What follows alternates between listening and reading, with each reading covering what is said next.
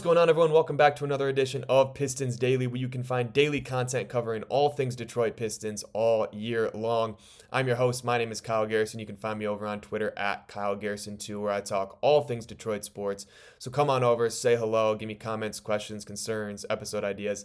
I'd love to hear from you guys. With that being said, let's jump right into today's video. So, first thing I want to talk about today was a couple of Jazz forwards I thought the Pistons potentially could be interested in this offseason. And then I want to hop into Assar Thompson and just do a review of his second year in the league, what I thought went well, what he can improve on, and just an overall rundown of Assar Thompson's second year in the league. And then I want to dive into the discussion of whether or not I think the Pistons can run the same team back from last year going into this year. And finally, just Dennis Schroeder and whether or not I think he will be re-signed by the Pistons, and if he is, what that might look like. But first things first, let's talk about two Jazz forwards that I think the Pistons could potentially be interested in. I'm not saying anything set in stone, but just somebody they might want to inquire about. And the first one being John Collins. I think John Collins makes a ton of sense for the Pistons in multiple ways, especially considering he would have to be a sign-and-trade candidate for the Pistons. Because of the salary cap limitations that they have right now, they couldn't just go out and re-sign John Collins if he were to opt out of his player option. But if he does opt into his player option in Utah, then that opens up the possibility of a sign and trade. And that's where I would think the Pistons would try and go if they wanted to acquire John Collins. And in that case, it would probably be surrounded around Tobias Harris to make the contracts work. And then you add in a player like maybe Marcus Sasser, a first-round pick or two. I do believe the Jazz are going to try and get a first-round pick or multiple for John Collins, as he is a very solid player. He's still only 27 years old. He can provide value to any team that he goes to. But if the Pistons were to do it, I think it would make sense. Even more than a lot of other teams in the NBA. And that's just because I think he fits in perfectly in that power forward role right away. He could space the floor a lot better than Tobias Harris did. He shot 40% from three last year compared to 34% for Tobias. So he's clearly a better three-point shooter, more efficient on higher volume as well. He gives you more of a look defensively, 2 stocks a night. So he's a little bit younger, more athletic, can create a little bit more havoc on the defensive end compared to Tobias Harris. And I do think it would make a lot of sense to bring in a guy like John Collins, who is still only 27, entering his prime, can grow with this young core. You can see how a stretch big looks alongside Jalen Duren and see if that's the type of offense that you want to run in the future. So I think at the end of the day, if you were to go and inquire about anybody on the Jazz team, John Collins would be the number one option. And then coming in at number 2 option would be Lauri Markkanen. I do not love the fit with Lauri Markkanen at all. I also don't love the contract that he's on.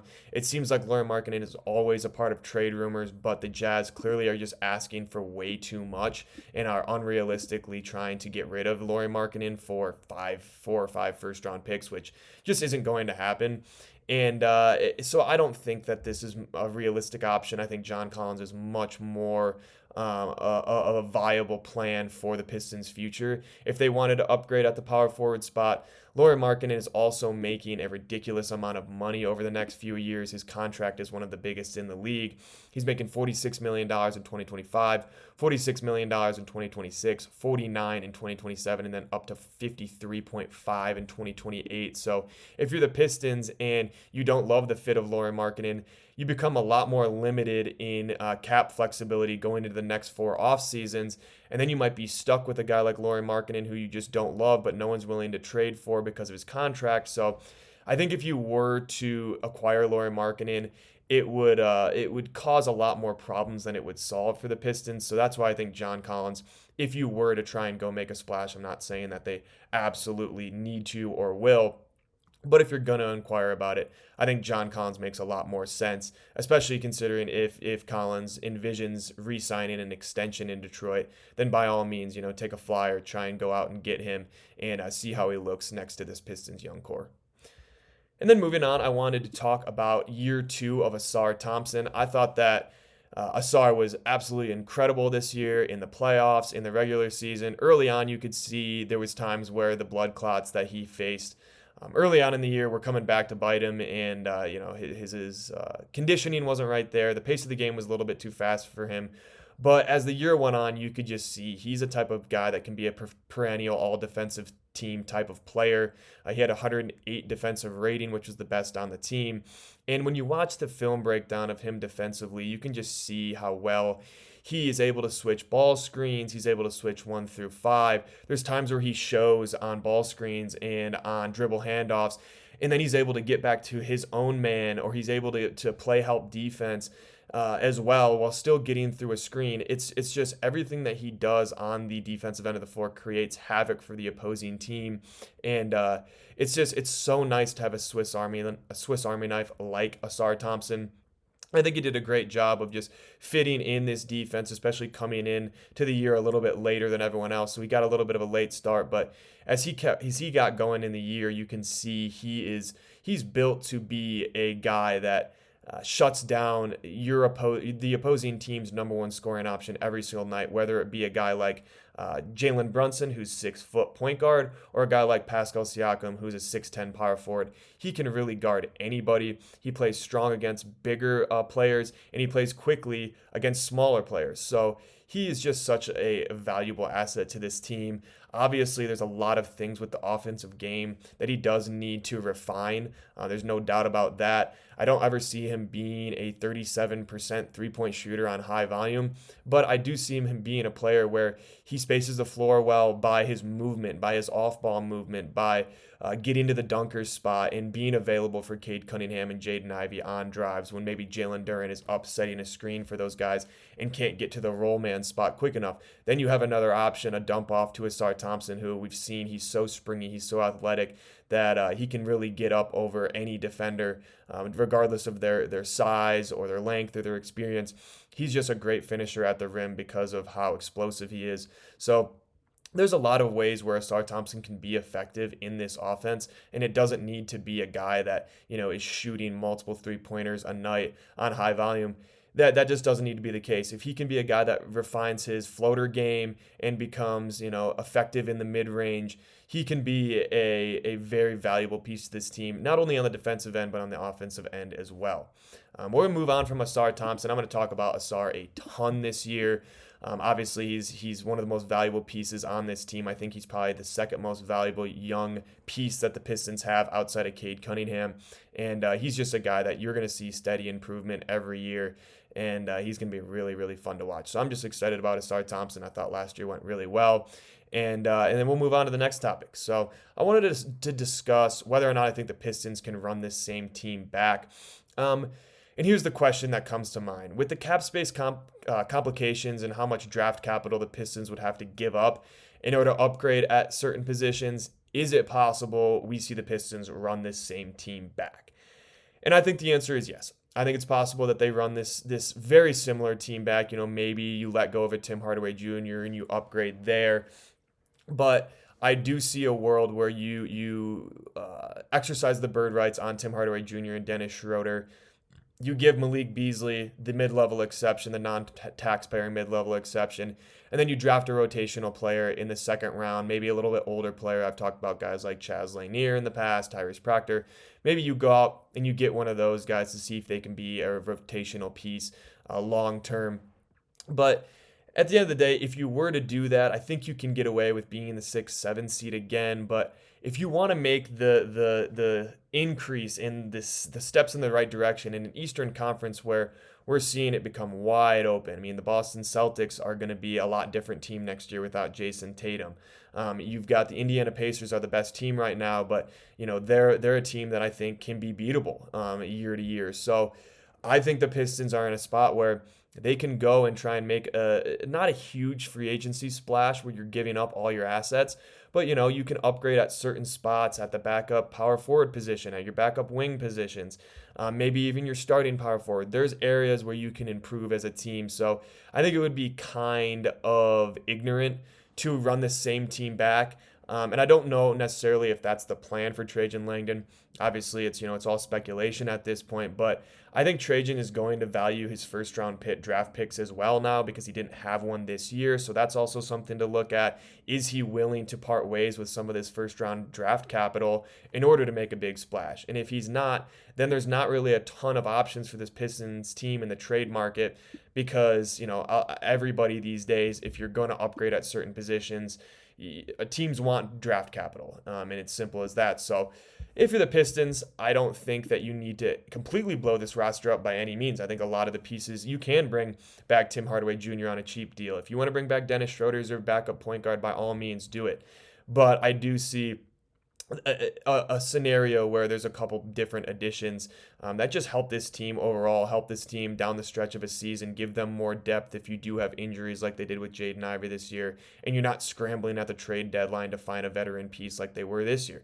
Granted, I think Dennis Schroeder was excellent for them and worked out very well. I'm going to talk about him here in a second, but at the end of the day, I do see the Pistons trying to figure out a way to get better. I think that's, every team's blueprint going into the offseason is you got to evaluate your weaknesses and figure out how to get better. But I am curious to see how it all plays out. And I'll talk a bunch more throughout the offseason about potential acquisitions and once the Pistons make their first move. I'll discuss that in depth as well.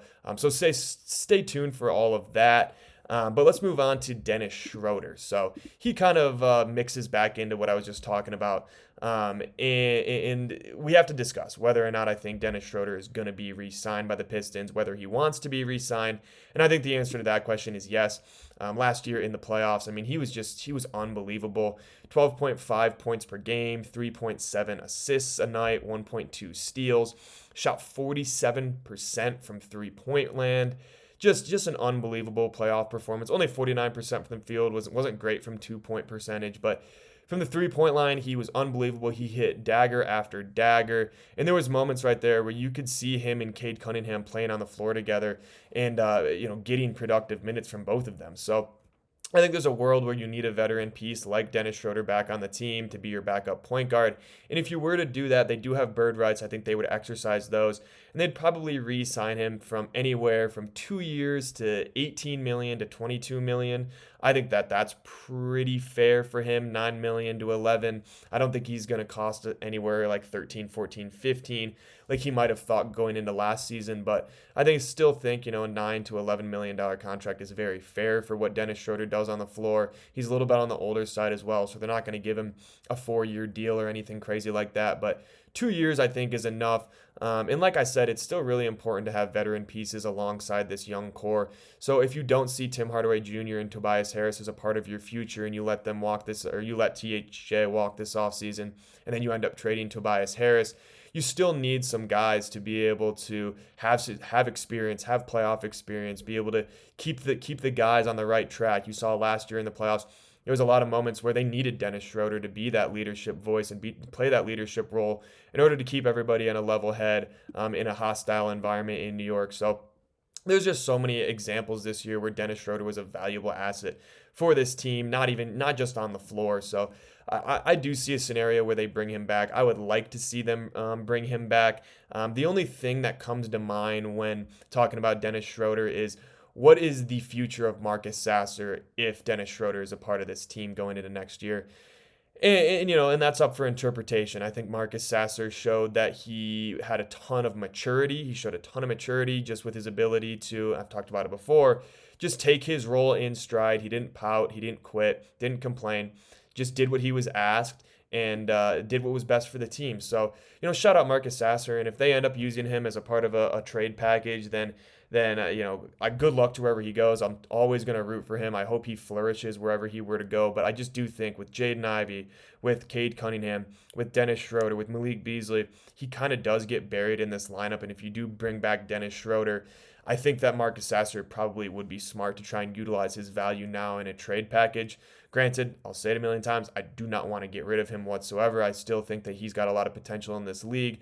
But when you have a logjam at your guard positions and you do need more wing depth, sometimes you just have to bite the bullet, make a trade, make an acquisition that, maybe you don't love at the time, but in the long term is going to benefit your team. So you know, I like Dennis Schroeder. I like Marcus Sasser. I hope they're both on the team next year. I don't know if I necessarily envision a future that looks like that has both of them. But if they do, I trust Trajan Langdon. I trust this coaching staff to make it work, and I hope they can play together at the same time. It would be really fun for them to kind of run that bench unit if Marcus Sasser can figure out a way to play kind of off ball. But that's really all I've got for you guys today. If you haven't already, please like, subscribe, comment, turn on post notifications. Please follow me on Twitter at Kyle Garrison too, and you can find all content covering all things Detroit sports. So let me know in the comments if you think the Pistons should extend Jalen Duren, if you think Trajan and his staff will keep the team relatively similar and run it back next year, and also your thoughts on Dennis Schroeder, and if you want to see him in a Pistons uniform next season. With that being said, thank you all so much for tuning in. That's going to do it here for episode 4 of Pistons Daily, and I will catch you all next time.